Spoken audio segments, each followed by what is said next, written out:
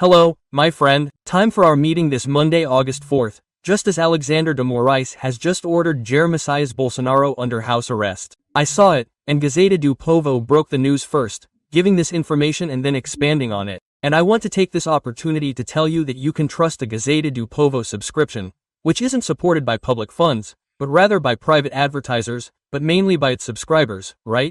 It's running a campaign now for the first 6 months, $90, which gives you an 80% discount. Hey, you'll have Gazeta do Povo at the level of José Roberto Guzzo's columnists, who left us at the age of 82, one of the most brilliant writers in Brazilian journalism, from Oeste, in Estadão, and Gazeta do Povo, which has a plethora of Guzzo's followers in the profession, with courage, independence, criticism, and defense of the cultural values of the Brazilian people and the Brazilian Constitution.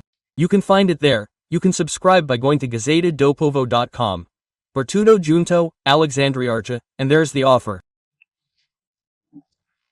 You can also get the QR code, right, and sign up for this subscription for $90 for the first 6 months with an 80% discount, okay? And just a reminder, today is the day of the priest, August 4th, 1929, Pope Pius X, because of Saint John Mary Ney. I'll tell you the name of the saint, Vianney, John Mary Vianney, who had been canonized 6 years earlier. So, this saint's day is the day of the priest, the person who accompanies us. I have many priest friends, always a pleasant, intelligent conversation, because they study a lot, you know, the important things of spiritual and material life. Well, let's get to today's conversation. Remember to subscribe if you haven't already, and at the end, leave a like or dislike.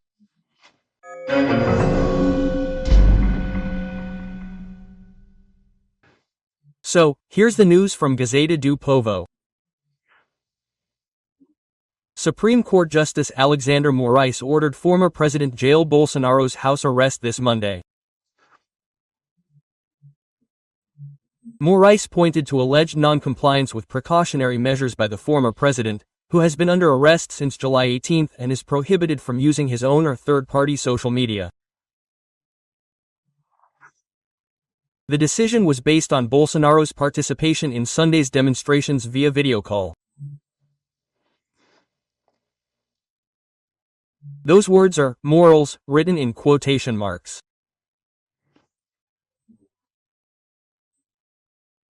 Acting unlawfully, defendant Jair Messias Bolsonaro addressed the protesters gathered in Copacabana, Rio de Janeiro, intentionally and knowingly producing prefabricated material for his supporters to continue coercing the Supreme Federal Court and obstructing justice.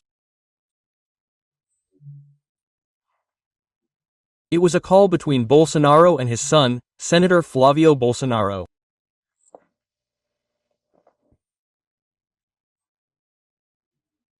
Indeed, house arrest was ordered in the investigation recently opened by Moraes against Congressman Eduardo Bolsonaro, later extended to the former president due to pressure in the United States to sanction Moraes, who was included in the Magnitsky Act.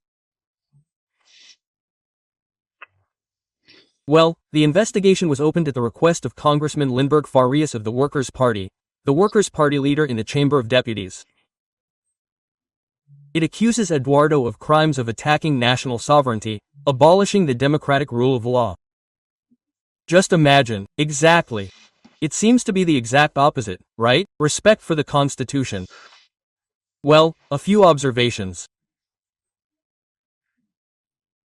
The first, I think this will, well, assuage, let's say, President Trump, who already knows, of course, is being warned right now in the White House, including through Moraes' words. And the Treasury Department, which enforces the Magnitsky Act, had already announced that Moraes would not be the first.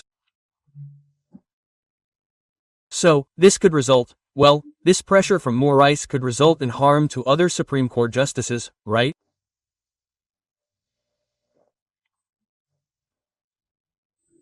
Just as it could harm Lula, because those demonstrations there in Paulista Avenue, right, this time were all over the country, right? I think we should check in which cities there were no demonstrations. And to a greater or lesser extent, but there were. It was never that bad, right? Yeah, and people were shouting against Moraes. I heard it on Paulista Avenue against Moraes and Lula. It seems like they're dragging Lula into this, right? Then I remember the book of Job, right? God gave to me, God took from me, right? It was the Supreme Court that gave to Lula, as Gilmar Mendes himself stated, and now they're dragging Lula along. But anyway, yeah, getting back to the protests, which I didn't have time to say everything about yesterday, right?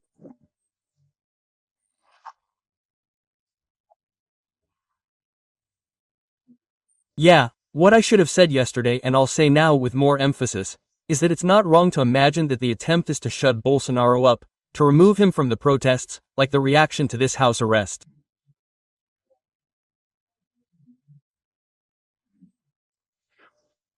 Bolsonaro is going to participate in the protests. He doesn't need Bolsonaro on the platform.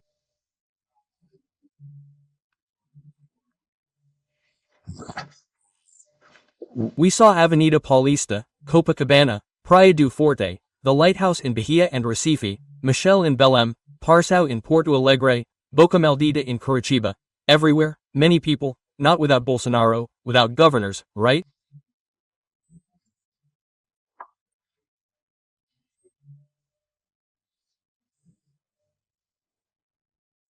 So, in fact, people are discovering that a magnificent law removed and swept away the fear that was pressuring people.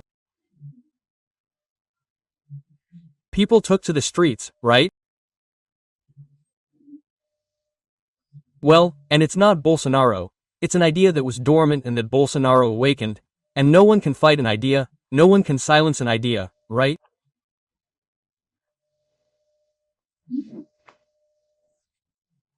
So there's no point in this political pressure, right, against Bolsonaro, and at the same time, it was on the same day that it affected Senator Marcos Duval.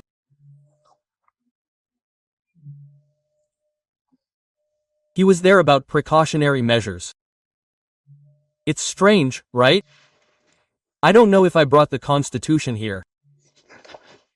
First of all, let's go back there, just to show the book, because it's already stuck in my head. Article 53 of the Constitution. Deputies and senators are civilly and criminally inviolable for any of their opinions, words, and votes. Any or any. And Marcos Duval is because he would have been. He is neither a defendant nor convicted of offenses and attacks against federal police investigators.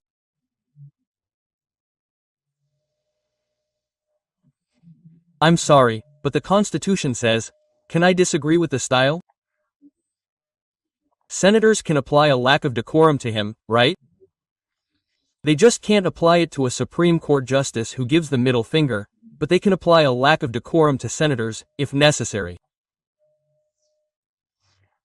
Now they are inviolable for any words, no matter where or when, right? Well, an ankle bracelet was placed on him as soon as he landed in the United States.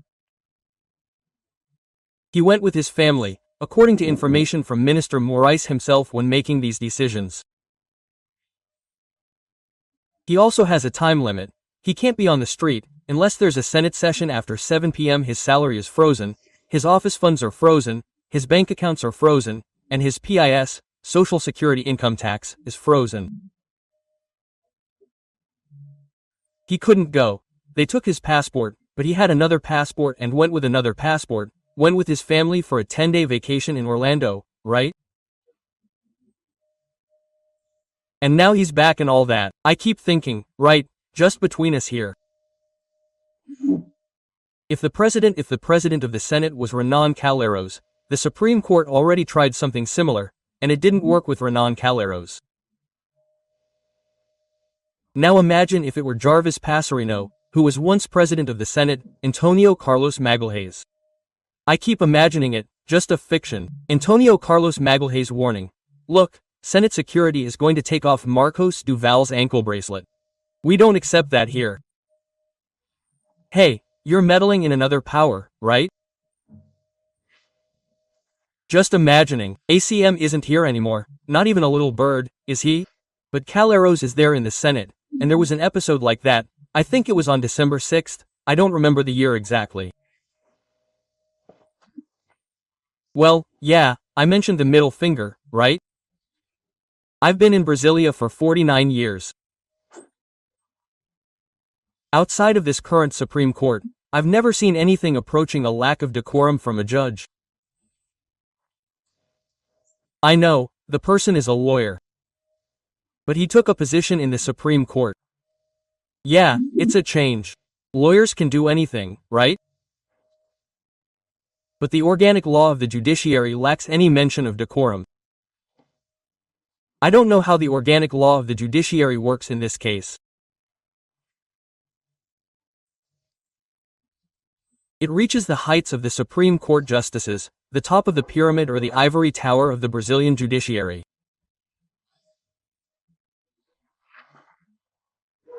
I don't know if it does, but I haven't seen any demonstrations, at least public ones, from their peers regarding this. Maybe they've already naturalized it after, we defeated Bolsonarism, after, you lost, the idiot doesn't bother you, right? These attitudes are unbecoming of a Supreme Court justice. Imagine a justice in the United States, right? If a justice did that, my God, right? It would be on the front page of the New York Times, the Washington Post, the Washington Journal, right? The Wall Street Journal would be in every newspaper, nationwide, a gesture like that. Here in Brazil, it's different.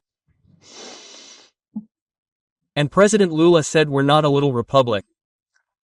Hold on, I need to read it to you before I finish.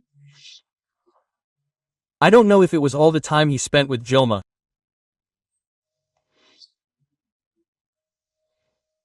Here's a statement by President Lula on Sunday that was published in Correio Brasiliense, and I'm going to read his speech referring to the United States.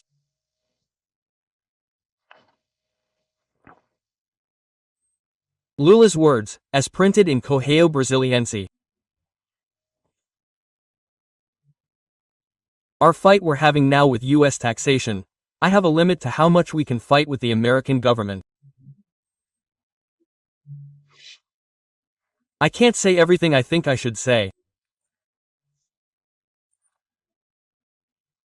I have to say what's possible, because I think we have to say what's necessary in a whole month. From Brasilia, Alexander Garcia.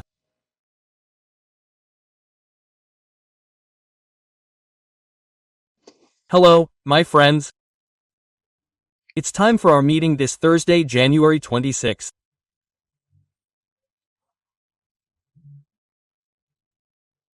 On January 26, 1925, General Motors opened its assembly plant in the Ipiranga neighborhood of São Paulo to assemble 25 vehicles per day.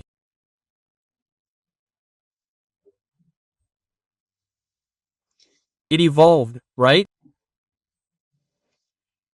It moved to São Caetano, São José dos Campos, Gravataí, and reached a production of almost 750,000 cars per year. A total of about 18 million vehicles here in Brazil to this day. Well, in fact, perhaps the most notable car was the Opala, right, which lasted for so many years, copied, it's a copy of the Opel. Even the name of the German Opel, right, which is from GM, Opel. Well, let's move on. Don't forget to subscribe and at the end to leave your like or dislike.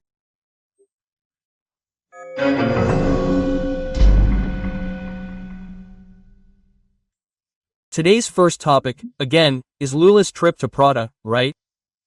Well, he didn't make it to Uruguay.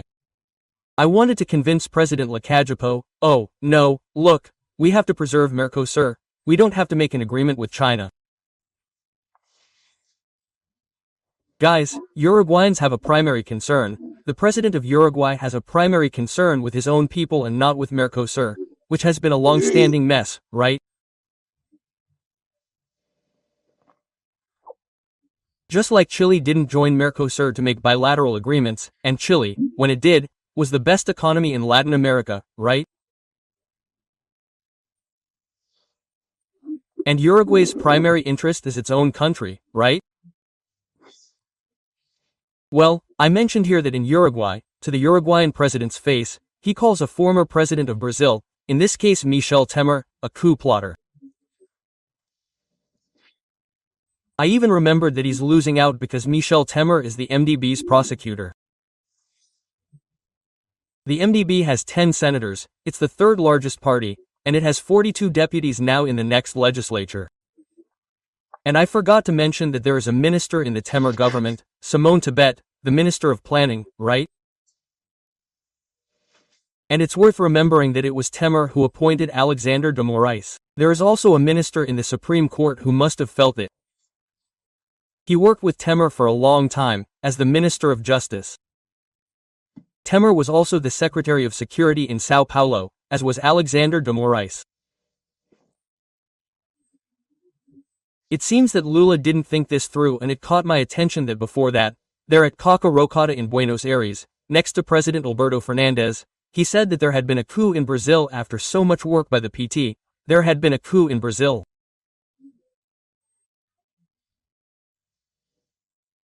People, these issues out there are announcing, look, our National Congress staged a coup. As a result, Congressman Sanderson, now re-elected from Rio Grande do Sul, has already filed the first impeachment request, right, for a crime of responsibility, for accusing Congress of a coup, right? The other Congressman King Katagu joined a so-called Truth Commission, which was also created by this government. So what's this story? Right? But one thing must not have been thought through, right? Something like that. Anyway, here's a record of these facts, right? He talks too much about a Brazilian president, right? A lot of people called him Bolsonaro, right? But I've never seen Bolsonaro doing dirty laundry abroad. But let's move on. The approval of names came out, right? It's for state-owned companies, Petrobras.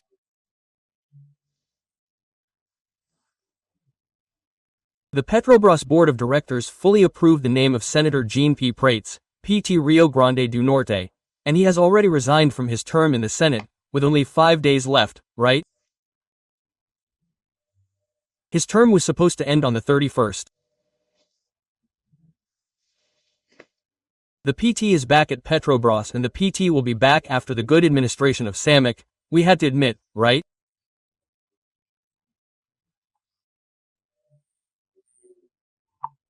Well, he's going to be with Itaipu, Binacional, NVR, PT. He tried twice to be mayor of Moringa, but he didn't make it. He was a trusted man of Paulo Bernardo, Gleiss, husband. And then the president of the PT, Gaz Hoffman, and President Lula, right, they decided together that it would be the NVR for Itaipu. And I remember that Luis de Mercadante was already approved by the board of directors to be president of the BNDES. The BNDES is a major creditor of Venezuela, Cuba, and Mozambique. What else? Let's see here. Well, I wrote down Venezuela. The BNDES is expecting $692 million. The BNDES is us, right, which is our money. Cuba, $227 million. They say that Cuba promised to pay with cigars. It's going to cause pollution here in Brazil, right? It's a good thing that the perfume is wonderful and will stay with us, right? Mozambique, $122 million. The BNDES is now in arrears of $5.2 billion reais and is still going to lend Argentina $4 billion. It seems that the same ones that were vetoed by the MEC for research and university expenses. These were the governments of Fernando Henrique, Lula and Dilma, right?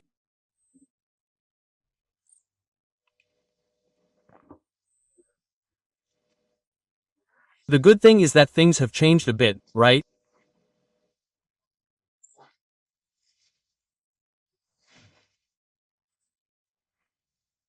Today, Alexander de Moraes, I don't know if it's the green or white flag, released Nicolas Ferreira, who was completely blocked, unblocked everything.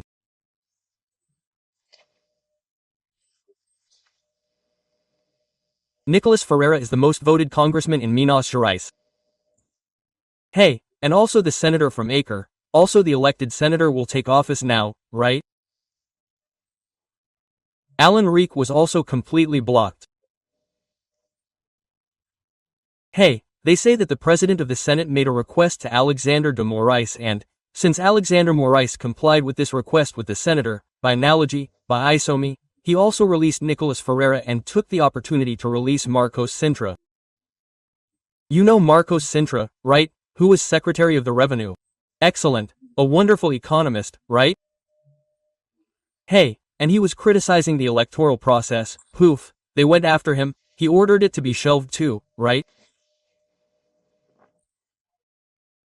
Now, just to remind you, the guy who took the copy of the Constitution from the Supreme Court, right, showed it and all, his face was covered, but he was identified as himself.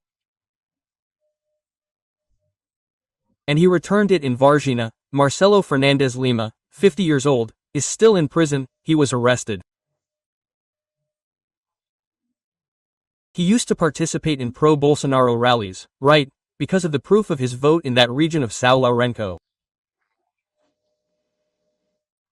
The one who broke the watch is still in prison, right? Antonio Claudio Alves Ferreira, he's 30 years old, he was arrested on Monday, right? Interestingly, the federal police have now searched and seized his house in, Catalão. And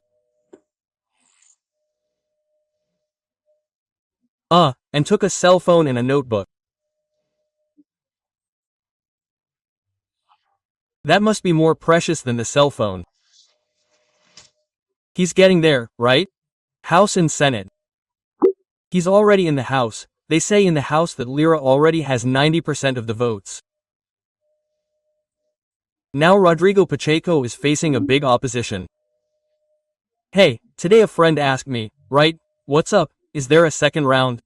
There isn't, because the other side is dividing, the side that doesn't want Rodrigo Pacheco. Well, there's a second, third, fourth, fifth, there can be as many votes as necessary until a candidate gets more than half of the votes. There are 81 senators, so 41 votes elect the president of the Senate. The first one to arrive, 41 votes. If no one arrives, the vote is repeated, right? That's what's happening there. Well, I was wondering, right, when I saw this story about Yanomami, right, and the NGOs that are in the Amazon, don't they care about the Yanomamis? So I went to see how many NGOs there are, guys. There are it's 16,000. 16,000 NGOs for 20,000 Yanomamis. If they were all there in the Yanomami territory, right? Each NGO would take care of an Indian, right? But it's not like that. But let's say there's 10% of that in the territory, right? There's a lot of interest. It's not just religious, no, although it is very religious. Today I was seeing a friend, right, who is one of the great experts on the Amazon. He once saw a guy, a friend of his, get bitten by a snake. And the Indian there in the dog's head asked to capture the snake, looked at the snake, stayed in the woods for 20 minutes, came back, made some tea, and gave it to the guy who had been bitten for 2 or 3 hours. And the next day he was working. The other thing is the little bag that Yanomami women wear around their waists, right? His sister asked him what was in that little bag. The woman laughed, right? She said, laughter is a mischievous thing, isn't it? It was something that easily replaced Viagra, isn't it? And so are the teas, the shamans, right? The wisdom that is there is why it is full of French, Dutch and English NGOs. Then the medicines come out of the laboratories there, right? We have to keep an eye on that. But anyway, let's do the proportion here, right? If there are 10% of NGOs there inside the Yanomami territory, well, it will be a proportion of 1 NGO for every 12 Yanomami, right?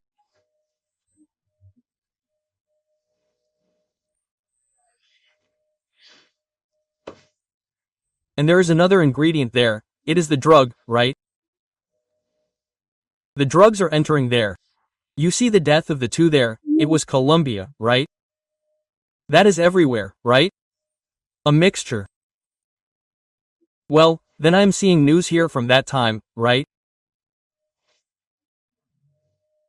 The color government removed 40,000 intruders from the non-municipal area to implement the reserve. 40,000 at that time. Today they say there are 20,000 miners there, right? Well, guys, I was seeing money here that goes there, right? Money from the Yanomami. Look here. I'm going here on the TCU website, right? On the Ju Brazil website, right?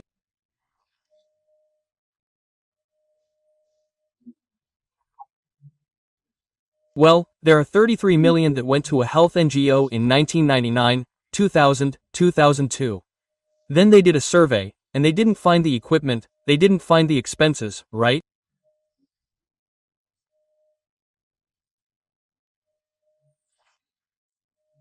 They were left there with proven 13,684,186 with 10 cents that they didn't prove, right? And then a lot of people who worked with this NGO, people were included in this, right? And then everyone was notified. Look at this notification here for the on. I'll go to item 15. The citation of the NGO URI, Saudi Anamame was made by means of an official letter 599/27, TCU, right, dated the 6th of September 20. However, such envelope was not delivered with the information that the number was non-existent, as described in the term attached to piece 38. The address of the returned envelope is the same as that in the CPF-CNPJ system. Since there were no more address options available, a citation by edict was proposed, which was accepted by CESEX of Roraima, right? Well, Edict 4727 was published in the Official Gazette of the Union on October 9, 2017. After the deadline for response, the NGO did not present a defense in the case.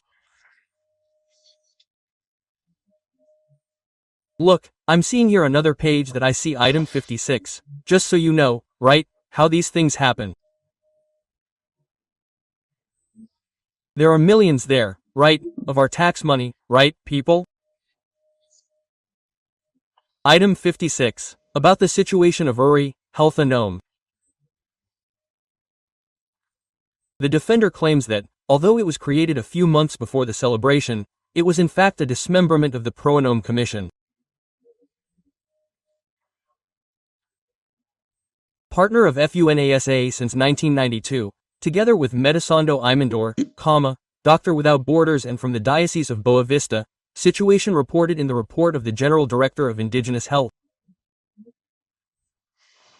Just so you have an idea, right? What are we dealing with, right? Hey, Claudio Steves de Oliveira is there, who would be the president? Hey, the report is from October 23, 2000, it's the 18th, right? Just so we know what we're getting ourselves into. And finally, the GDP came out, GDP growth of the United States, the largest economic power on the planet. It grew 2.1%. Brazil 3.1%, American inflation 6.5%, Brazilian inflation 5.8%. Brasilia.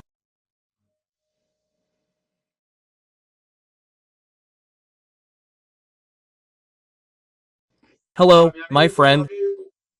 It's time for us to meet this Tuesday, February 4th.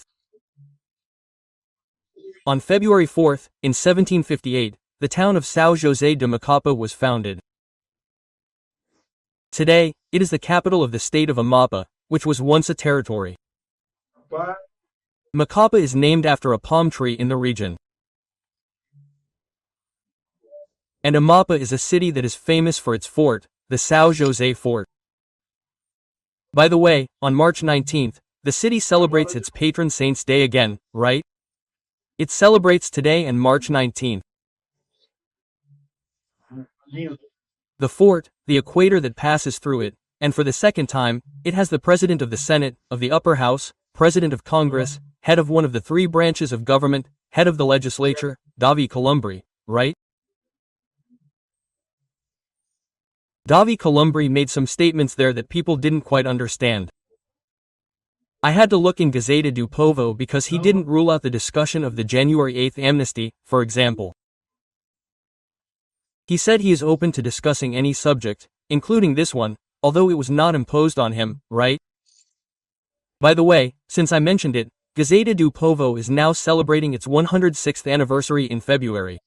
Look, it's not just anyone who can become a newspaper to reach 106 years. Any media outlet that is more than 20 years old is already a great survivor in the market. And why does it survive? By serving its readers, right? By using the truth of the facts. There's no such thing as disguised government propaganda, right? Gazeta do Povo is not involved in this, right? I'm there with Pozonova, Cristina Gremio, who came back after running for mayor. Lacombe, so many good people are there, right? And 106 years this year to celebrate. They're making an offer. I'll even pass it on to you again. The offer is $5 per month for the first 6 months. You can find it there at gazetadopavotudojo.com.br/Alexandra Garcia or enter the QR code with your cell phone, right? Gazetadopovo.com.br/Alexandriarcha or whatever you like. You'll like Gazeta do Povo as much as I do, without a doubt. Well, let's get to today's topics. Hey, don't forget to subscribe and at the end to like or dislike.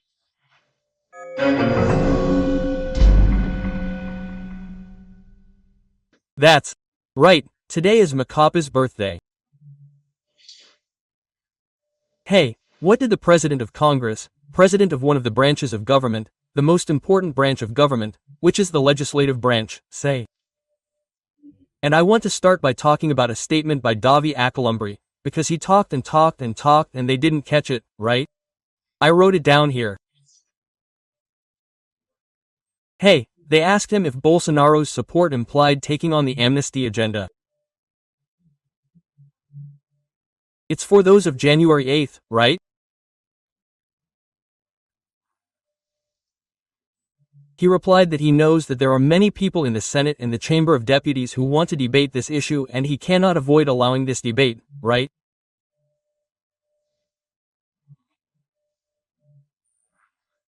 Well, in fact, on any issue, but he hopes that the debate will not be contaminated. So, he is open to this. Why am I telling you this? Because today the Supreme Court sentenced the guy who was there at the official agency reporting that he stole a copy of the Constitution, just like mine, that was in the Supreme Court's entrance hall. He went in, took it and returned it, right? His name is Marcelo Fernandez. He was sentenced to 17 years in prison. He has been in prison since 2023. According to the sentence, he was convicted of armed criminal association.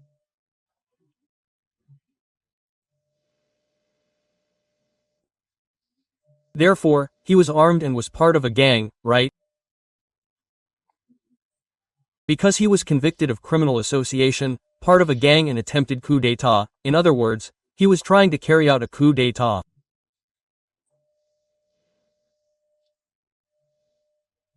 Now I don't understand why if the news said he was convicted for stealing a copy of the Constitution, then there was no violence.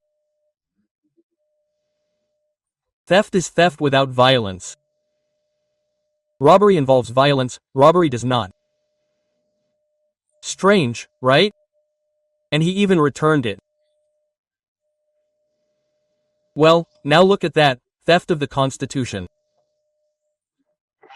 The Constitution is our sacred book, secular, right? Theft of the Constitution. He violated a copy. Maybe he wanted to study the Constitution, I don't know, right? But he stole it. Well, if theft of the Constitution is punishable by 17 years, imagine how many years it is for someone who swore to uphold, defend and protect the Constitution and does not do so. We are not supposed to think about the rationality of things, the proportionality of things, the balance of things. Well, let's move on. Look, the survey I saw is almost laughable.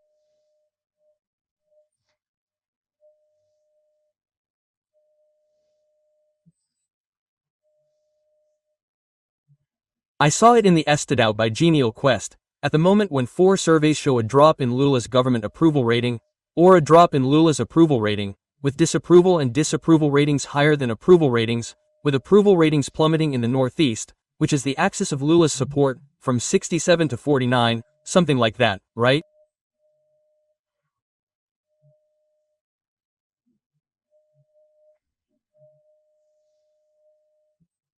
At the moment, a survey comes out, right?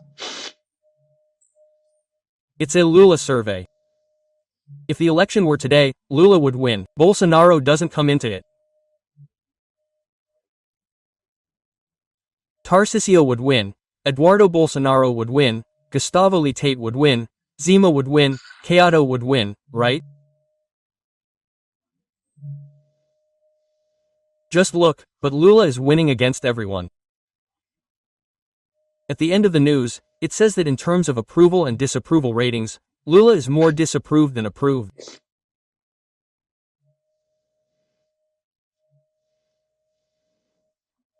People, they're spending a lot of money on surveys, confusing things with misinformation, right?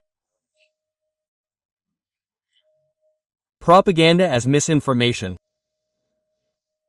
It's good.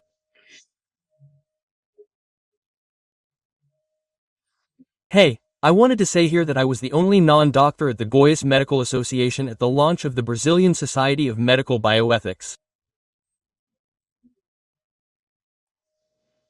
It was a great honor, right? The vice president of this society is the president of the Federal Council of Medicine and the first president is the doctor, Professor, Dr. Valdemar Naves do Amaral, right? And I was invited to be there among them and they ended up surprising me, calling me to the microphone, right? Then I remembered that I was jealous of the doctors because I would really like journalism to also have a Brazilian Society of Journalistic Ethics, right?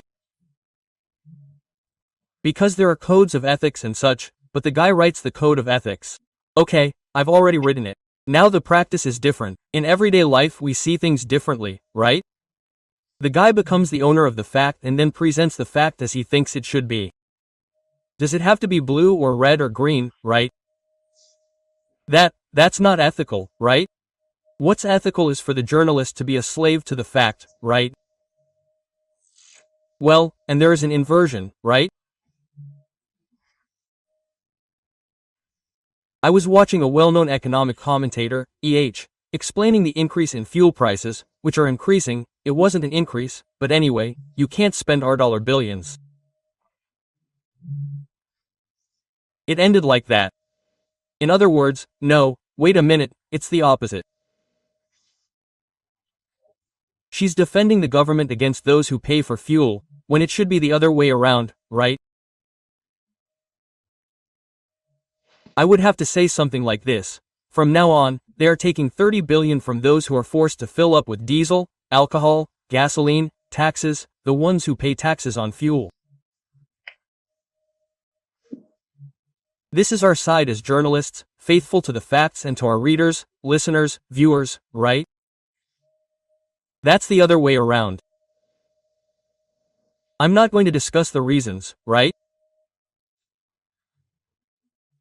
Well, anyway, speaking there, I told them, well, we are in a time when Dr. Foot, accepts a pardon, admitting, therefore, that he committed some crime, an advance pardon before the crime was discovered. And Tedros Adhanom from said no. I didn't tell anyone to close the store, close the business, close the school, put on a mask and get vaccinated. He didn't call it a vaccine, right? No, I didn't tell him. The WHO didn't impose it on anyone, so, we are in these times, right? Then they informed me. Well, I heard the president of the Federal Council of Medicine reporting the concern about the number of medical schools here in Brazil. And when there are too many, the training starts to plummet, right? Well, I even said, they want to train Cuban doctors here in Brazil, who are a kind of paramedic, right? Well, then I heard, I didn't know, a project by Senator Marcos Pontes, the astronaut senator, who was a candidate for the presidency of the Senate, got 4 votes, a very good project that makes a kind of OAB exam for doctors. Over at the Regional Council of Medicine of São Paulo they did it and discovered that there are a lot of people who don't know how to diagnose a heart attack, a pregnancy, right?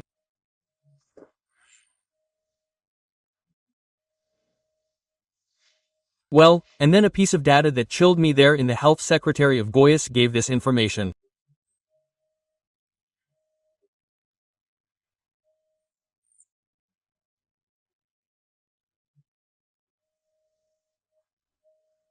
Of the 381 deaths last year due to dengue in Goiás, 60%, he said, were found to be due to errors in the patient's hydration, they were insufficiently rehydrated.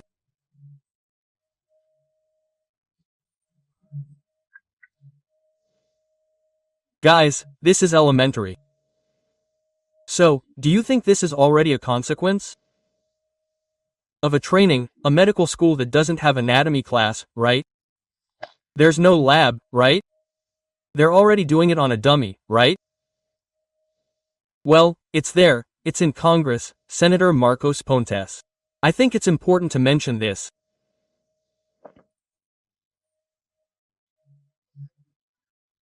And guys, so I went to Goiânia by car. I wanted to test my new car and there's a toll and then I paid $25 in tolls on Sunday. A friend of mine who's an engineer told me, man, go to Goiânia. Wonderful road, the BR-060. Wonderful road. Well, what's wonderful about it is that there are 2 roads, one to go, one to come back with 2 lanes each, but that's it. The road itself is horrible. Do you know why? Because the Brazilian standard of road quality, the Brazilian who doesn't know what a road is, thinks it's good. How do I rent a car? Back in Portugal and Italy, I'm used to a road that's like the kitchen floor in my house. There's not a single bump, there's not a single pothole, there's nothing. I was shaking the whole time and I paid 25 toll. Shaking all the time. I didn't want to take it personally, but everyone uses the highway, right? And they think it's good, right? Well, that's the Brazilian standard.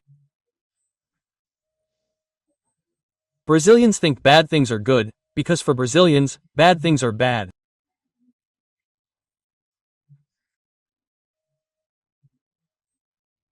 I mean, we're on another scale and of course, the Brazilian state, the governments are happy that we are citizens who don't demand better quality asphalt, basic sanitation, public services, because we don't know what it should be like, right?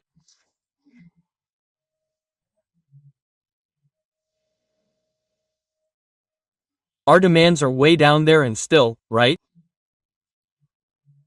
Just look at that bridge over the river, I think it's the Araguaia River. It's over there on the Aragua between Chambo, Chambaioa and Tocantins and São Geraldo do Araguaia between Para and Tocantins. Well, the bridge was all built during the Bolsonaro government by Minister Tarcísio. It still doesn't have access to it. You just have to build a ramp to get to the bridge. It doesn't have access, and the people who are using the ferries, I spoke to someone who used the ferry, they said the price there ranges from $60 to $200. It's incredible. All that's missing is access. The bridge is ready. This is the Brazil of Brasilia. Alexander Garcia.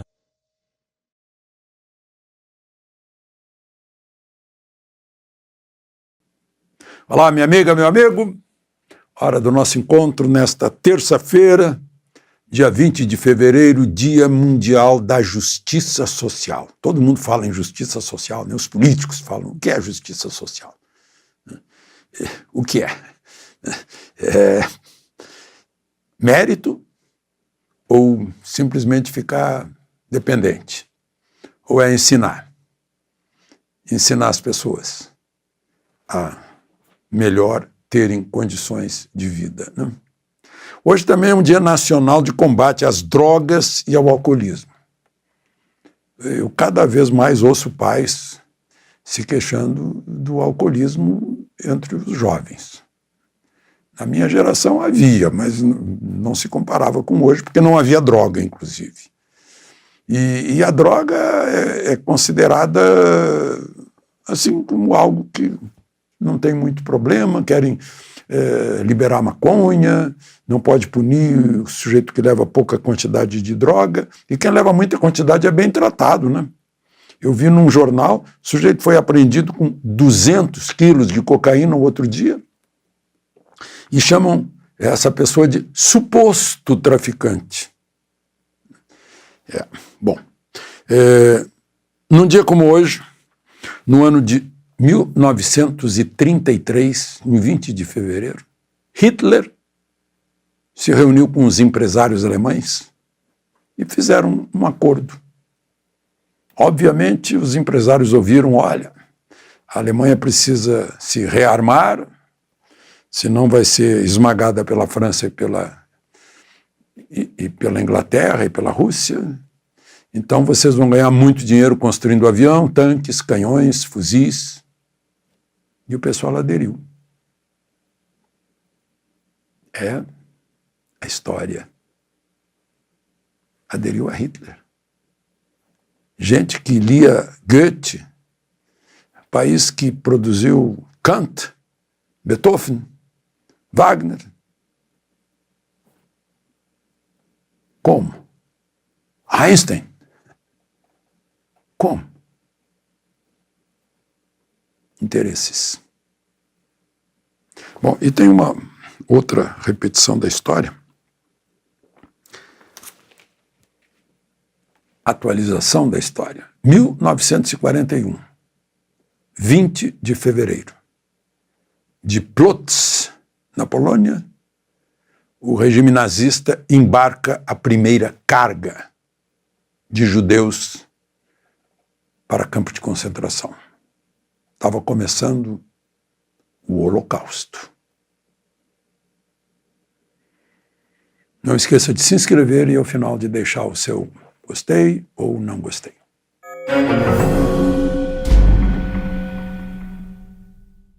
Primeiro assunto de hoje, discussões em torno do tema Holocausto. Lula finalmente ganhou projeção internacional. Ele atacou não só Israel, como os países que suspenderam a ajuda à faixa de Gaza através da agência da ONU que estava minada de Hamas. Inclusive a chefe da agência foi considerada persona non grata também por Israel. Isso significa crítica à França, Alemanha, Itália, Reino Unido, Estados Unidos. Aliás, o secretário de Estado americano está por aqui.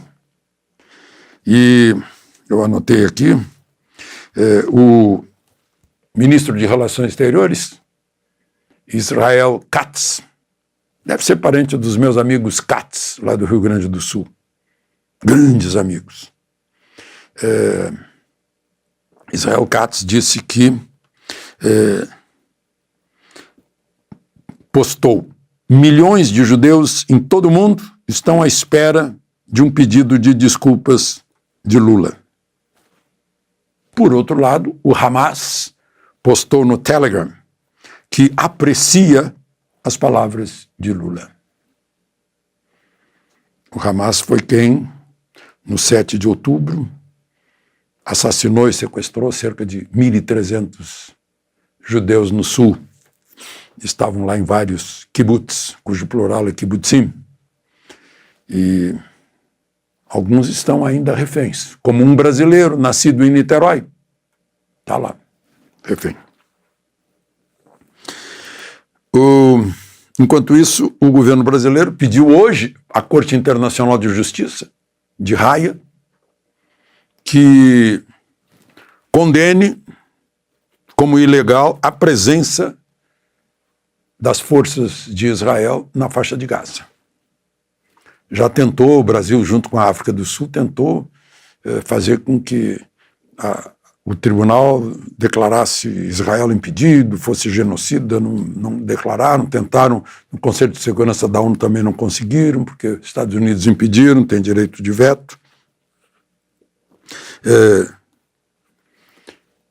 Declarar a presença do IDF, Forças de Defesa de Israel, na faixa de Gaza, significa impedir o direito de defesa de Israel, direito de sobrevivência. É um pequeno país, não tem 10 milhões de habitantes, pequeno território, que está cercado de problemas desses grupos terroristas. Já tentaram, em outras épocas, eliminar Israel. A palavra de ordem deles é negar a existência do Estado de Israel, que foi confirmado pela ONU, a partir de uma reunião presidida pelo brasileiro Oswaldo Aranha. E, enquanto isso, né, os palestinos deveriam estar lá na Jordânia, né, mas não foi assim. Israel formou seu Estado e teve que se defender em várias guerras que Israel ganhou. E teve que se armar para se defender, porque holocausto nunca mais. Os judeus entraram passivamente nos trens pela primeira vez em 1941, num 20 de fevereiro, pensando que, sei lá o quê, quando entraram, pensando que iam tomar banho, abriram os chuveiros e era um gás mortal. Né? Depois foram para os fornos crematórios. É o que o Hamas fez um pouco no sul de Israel, queimando, matando gente com fogo.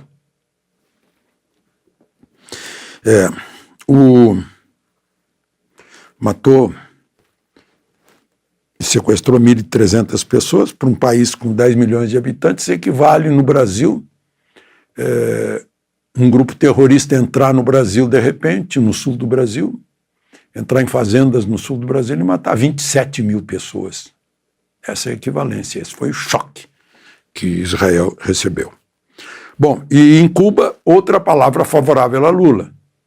O ministro de Relações Exteriores da Rússia, certamente agradecendo a defesa que Lula fez de Putin no caso da morte na prisão do Navalny, que agora a família não pôde sequer ver o corpo, mas elogiou as palavras de Lula, apoiou. Bom, e aí, aqui no Brasil, acho que já entregou a essa hora a Carla Zambelli, deputada Carla Zambelli, colheu assinaturas, acho que umas 120 assinaturas por aí, ao redor de quase 1/5 da Câmara dos Deputados, pedindo o impeachment de Lula. Acho que não vai ter futuro, porque eu não vejo, ela alega que foi injúria racial, né, um ato de antissemitismo, e diz ela que, hostilizando Israel, cria o risco de guerra, né? Isso é ruim para o Brasil, mas eu não encontrei aqui na Constituição nada parecido. A Constituição, no artigo 85, crimes de responsabilidade do presidente da República que atentem contra a Constituição Federal, especialmente contra a existência da União, não é? Livre exercício do poder legislativo, do poder judiciário, do Ministério Público, de poderes constitucionais das unidades da Federação. Por parte do chefe do poder executivo, não. Livre exercício do poder legislativo. Por parte do presidente da República, não. Exercício dos direitos políticos individuais e sociais. Por parte do presidente da República, não. Segurança interna do país. Não. Não. Israel está tão longe, né? A probidade na administração. Não é o caso. Lei orçamentária não é o caso. Cumprimento das leis e das decisões judiciais. Não é o caso. Não tem futuro, né? Além do que, fica nas mãos do presidente da Câmara pôr ou não em debate, em votação, numa comissão especial, etc. Acho que não tem futuro. Bom, o relator, ministro Toffoli, do inquérito sobre as supostas agressões sofridas pelo ministro Moraes no aeroporto Fiumicino, ou Leonardo da Vinci, em Roma, ele mandou retirar dos autos os relatos da conversa digital entre o cliente e o advogado Ralph Tortman, e o cliente Roberto Mantovani. Mandou retirar, mas houve a violação porque se tornou público. Se tornou público uma conversa que estava sob sigilo. E ninguém tinha quebrado o sigilo do advogado. A OAB entrou no Supremo e na Procuradoria-Geral da República para responsabilizar o presidente do inquérito. Bom, muita gente tem a tentação de dizer, bom, então foi empate, né? Porque, enfim, não vai adiantar nada ele tirar, porque já houve a quebra de sigilo. A Polícia Federal já concluiu que não vai indiciar ninguém. Não vai fazer diferença, então houve empate. Acho que não houve empate. A família Mantovani saiu perdendo feio, porque ela teve literalmente o seu domicílio devassado,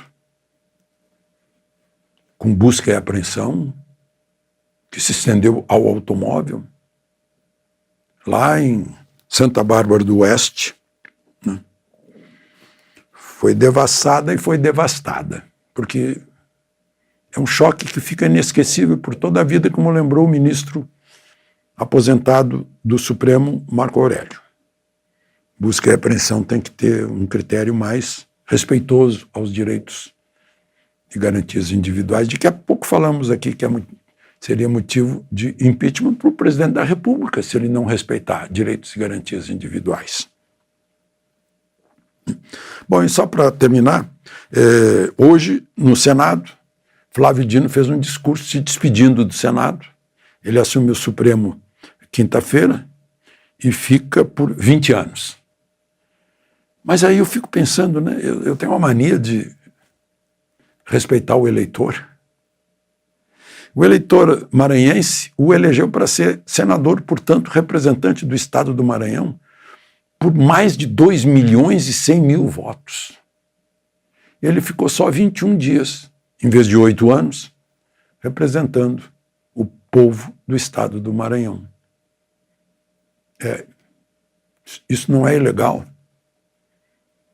mas não é legítimo. Porque despreza o eleitor. A vontade do eleitor. Eu disse isso em relação ao filho de Bolsonaro, deputado por São Paulo, que queria ser embaixador em Washington. Eu disse isso aqui, né? Ele teve 1.800.000 votos por aí. Ele está atraindo 1.800.000 pessoas se aceitar ser embaixador em Washington. Flávio Dino, primeiro, em vez de aceitar os seus mandantes, 2.100.000 mandantes do Maranhão, ele aceitou ter apenas um mandante, o presidente da República. Isso é algo que tem que mudar, porque senão não funciona a representatividade da fonte do poder. É básico. De Brasília, Alexandre Garcia.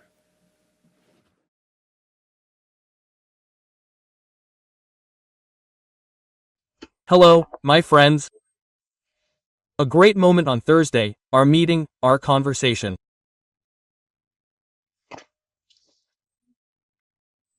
September 23rd. On September 23rd, 1939, the great Sigmund Freud died in Vienna.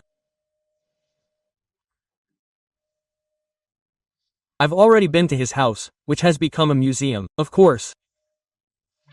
He was the one who delved deeply into the human soul so that people could know themselves, so that they could know themselves, right? He had great merit and was able to explain, so that people could explain themselves to understand themselves and live well with themselves.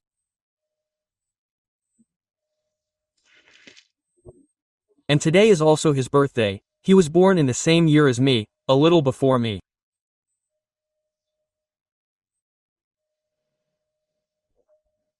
Hey, Michel Temer, the former president of the Republic, recently had a big role in a document that the president released, and we're still waiting for the other side to speak out.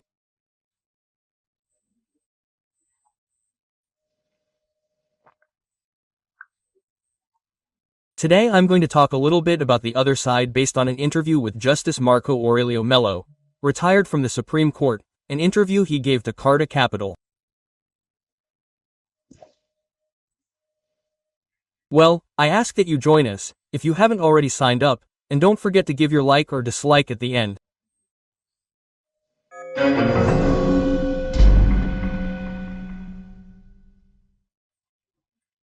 Well, today's big topic was yet another shouting match at the CPI, right? The CPI started shouting, right, from the first day, senators shouting at witnesses, especially when the witnesses are women, okay? They get scandalized when a witness, a minister, told a senator that she was out of control, something like that.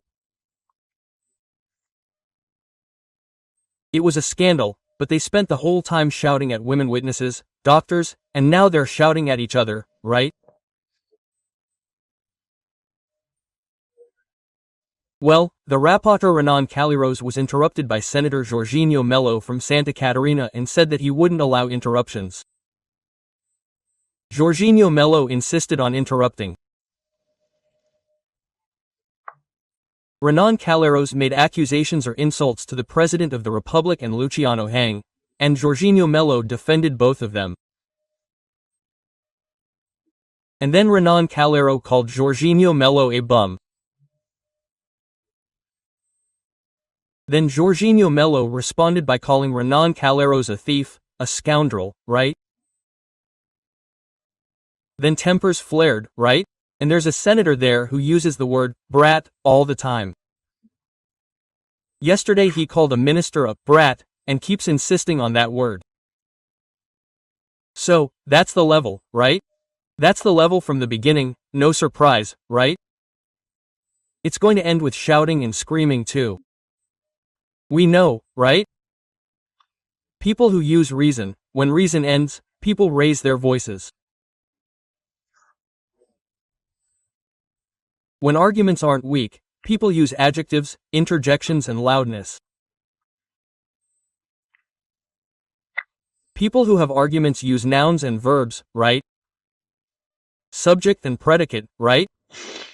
Yeah, that's how it is. I think it's been like that since the time when the Greeks argued in the Agora, right? It's good, people. Well, the other thing, the second issue that I thought was really important, right, was this story.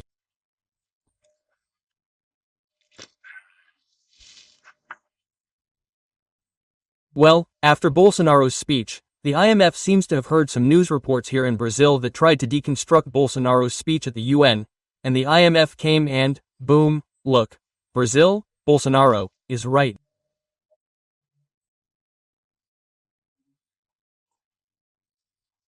In other words, they didn't say exactly that, but the IMF directors said the following.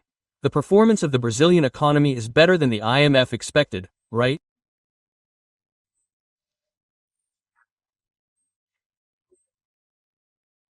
The directors praised the government's decisive political response, reducing the impacts of the severity of the 2020 recession.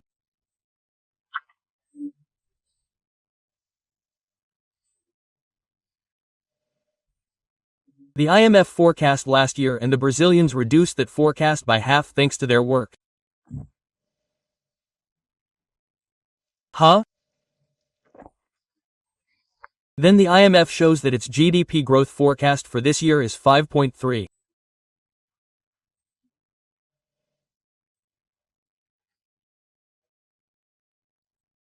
Yesterday, the OECD, the Organization for Economic Cooperation and Development, which Brazil is trying to become an effective member of, predicted 5.2% GDP growth.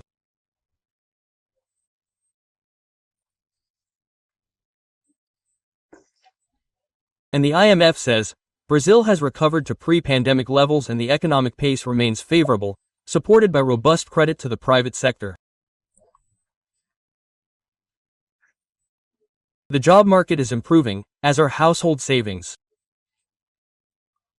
It predicts a fall in inflation and public debt. The IMF also praised the reforms that the government sent to Congress. Is that okay? I'm laughing, you know why, right? At people who say the opposite of this, right? What am I going to do? I'm repeating what the IMF said.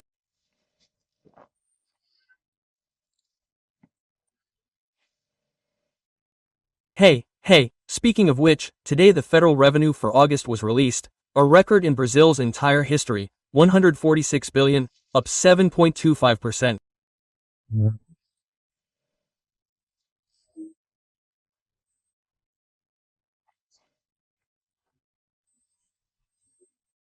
By the way, the government eliminated the import tax on corn, worried about inflation and the possibility of a shortage of corn for feed, mainly, which means meat production, poultry farming, and pig farming, right?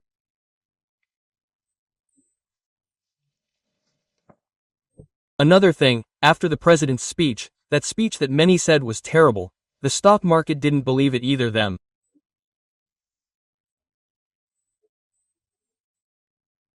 The stock market has been growing since the first hour after the speech until now, and today it really grew with the invasion of the stock exchange building by a certain MTST, the homeless workers movement, right?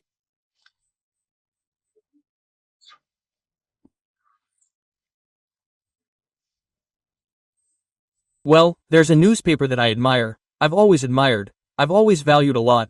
I even had good relations with the owners who seem to no longer be, in the 1875 newspaper, described this invasion of the stock exchange as being done by a movement.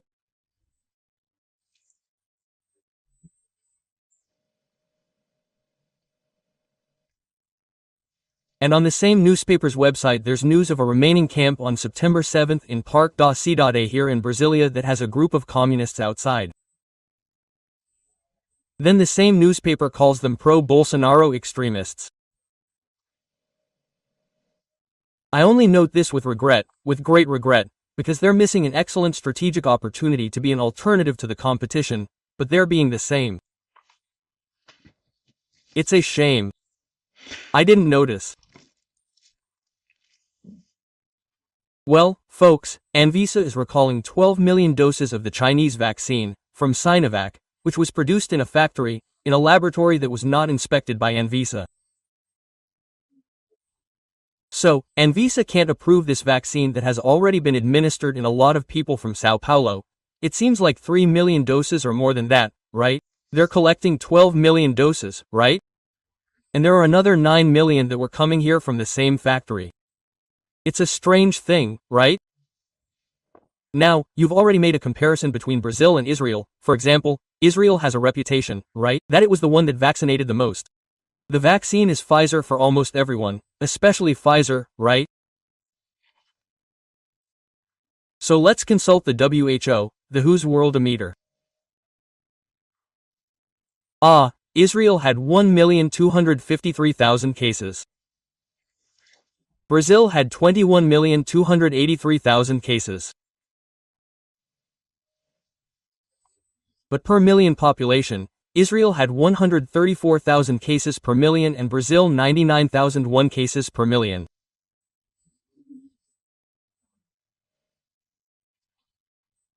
And the difference is still, according to WHO data, that Brazil had a total vaccine of 39% and Israel had a total vaccine of 62%.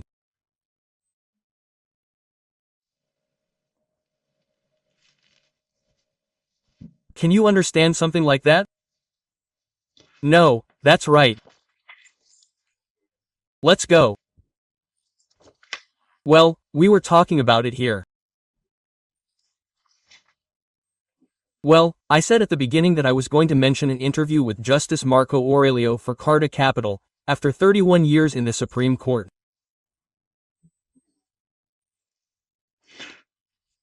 Obviously, when we spend 31 years in an institution, we can see the mistakes, but we are very careful. That's what he's doing, in a gentle way, he says, he's ethical.